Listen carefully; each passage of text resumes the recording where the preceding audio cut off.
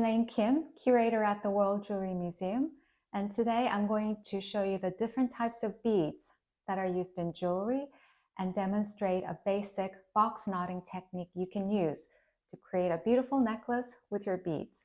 I'm here with Ashley, who is our intern at the museum, and she's going to make her first ever handmade jewelry. So Ashley, are you excited? Yes, very. Before we get started, I want to talk a little bit about the history of beads.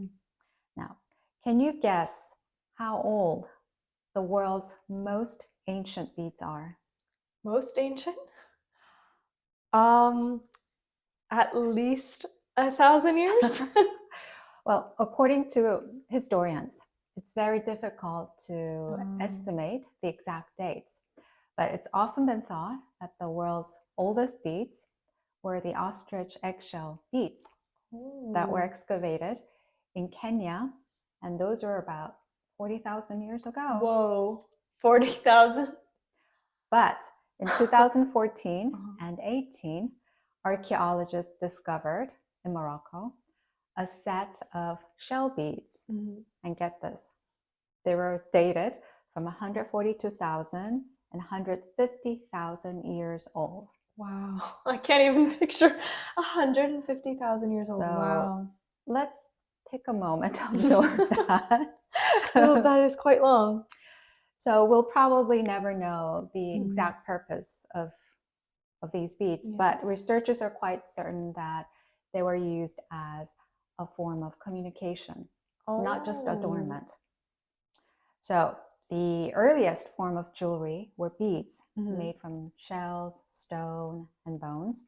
And the holes in the beads indicate they were hung on a string and worn as protection from danger or to express the wearer's rank or identity. What's also fascinating is that beads have been used by humans to embellish all kinds of surfaces, like clothing, hats, shoes, bags, even dolls, and furniture. So in the museum collection, we have some wonderful examples, such as the sun hat from Indonesia, worn by the Dayak women. And those are adorned with colorful beads. And they wear them on special occasions or when they're working the fields. And the beads provide spiritual and the hats provide physical protection. And then we have the beaded aprons from Cameroon.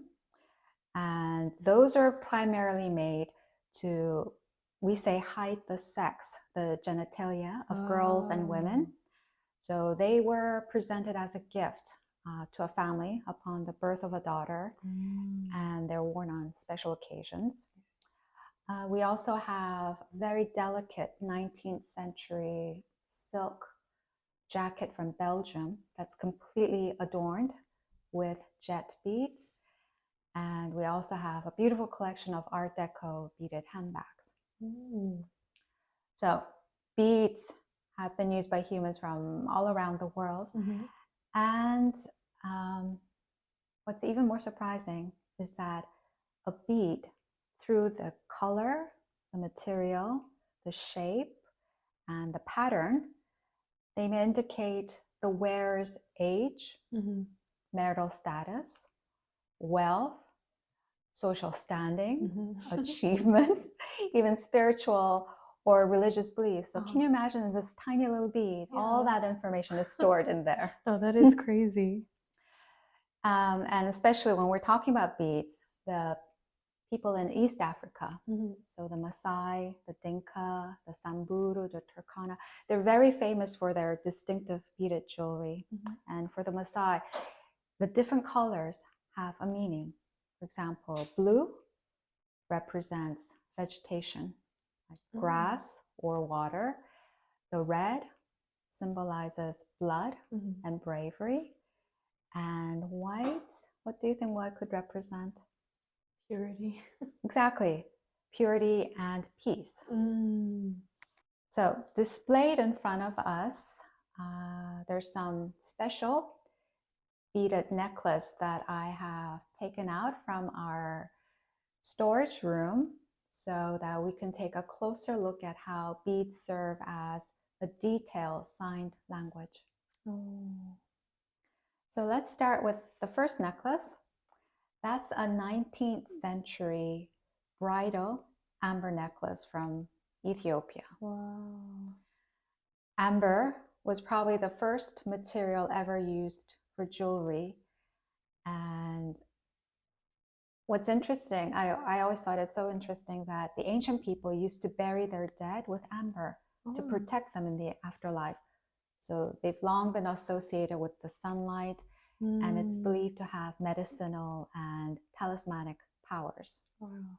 I mean, what would, I guess, make the different sizes of these beads? Is it just the way they naturally found them, or do they like symbolically like whittle them down or something to that size? The bigger, the wealthier you are, basically. Oh, okay. And especially amber of that size is very rare. So this necklace really represented a significant part of the Ethiopian woman's dowry. So when you see her wearing that, you know immediately she's from a very wealthy family. I see. The second one is our pre-Columbian gold beaded jewelry necklace. Just to clarify, what is pre-Columbian? Pre-Columbian is a term we use to indicate a period basically before Christopher Columbus discovered the America. So it begins with the first human settlement on the continents, and it extends through the European conquest. So the indigenous people in Colombia, they were skillful masters with gold. And look how they rolled those thin, hammered strips of gold. And the details are really remarkable. So gold was a sacred symbolic material and related to the supernatural, and it adorned their leaders, and it was used as offerings to the gods. This one is what we call a sautoir. It means a long beaded or a long chain necklace, and it ends with a tassel or a pendant.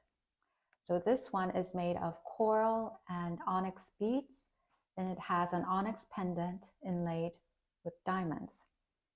And this is 70 centimeters long, so it's quite long, and you can wear it in a number of ways. You can wear it short, or you can have it hanging down in the front or even in the back, depending on the style of the dress.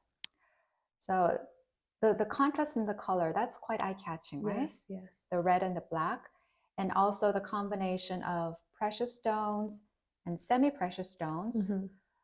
So these were very fashionable during the 1920s. Now the next one we have is a very delicate necklace made of pearls. Oh wow! I don't think I've ever seen pearls that small. Yeah, those are called seed pearls, and they're actually less than 2 millimeters in size. Wow. So in the 19th century in England, pearls were rage, and these were imported from China and from India. This one is, has multiple strands of pearls, and can you imagine the skill and patience it must have taken to individually drill each seed pearl and string them on a thread? And keep in mind, pearls are extremely delicate. Yeah, there's so many of them. I mean, how many are on this just one necklace? Hundreds, let's say. And notice also the clasp. I think, often we concentrate on the front part of the necklace, but the back side is just as important as the front. The next one is coral beaded necklace from Tibet. In Tibet, the color red is very important. It's considered sacred, and it has protective power. So it's actually used to paint a lot of the sacred buildings. And coral is a very valued stone in Buddhism because it comes from the sea, the mother ocean from whom life originated. So it symbolizes the energy of the life force. The next one we have, can you guess what the material is? Well, the black ones do look glass-like, but I don't know about the clear ones. You're correct. They're both glass. Okay, both. So those are contemporary pieces. It was made by two sisters from Murano, Marina and Susanna Sant. So they come from a family of glassmaking. But these two sisters, they translate the traditional techniques with their contemporary flair, and they create these exquisite glass necklaces. And when you wear them, it shimmers like the lagoon, and it seems to be floating around your neck.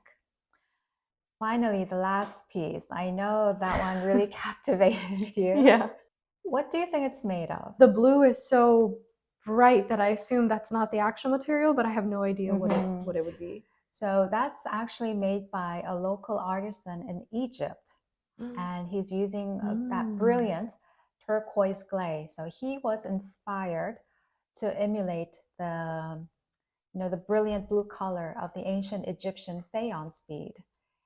And faience is actually not ceramic. It's made of crushed sand or quartz, but that one is made of clay. So faience it's a very special and very ancient bead because the Egyptians believed that it reflected the light of immortality. So it was used to cover the mummies, the mummy coffins as well, because it also has protective qualities. And a lot of jewelry was made with the faience beads, and that blue is just so vivid and beautiful. Yeah. You might try one to wear it, maybe. It seems incredibly heavy. It is. All right, so next to us we have, they look like hors d'oeuvres, don't they? Yeah. Right? This tray filled with tasty appetizers. So what I've done is I've prepared a few samples of beads, because to make your necklace, you're going to have to choose what beads you want. And it's also important not just to look at the beads, but also to touch them, to get a feel, and also to study up close all these intricate patterns that you see. And remember, each stone or mineral has its own characteristics that makes it special in its own way. Yeah. Right?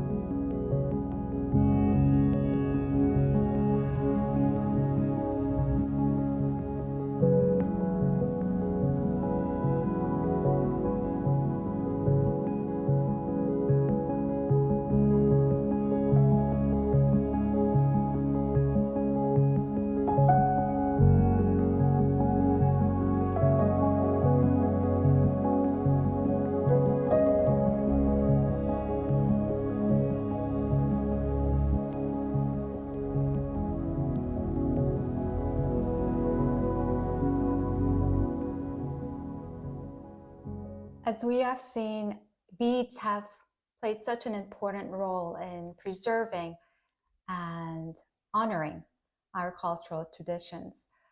They're such a miniature bundle of joy and beauty waiting to be strong. Director Lee Gang-won always says that once you become a fan of beads, everything starts to look like a bead, even the blue planet we live in.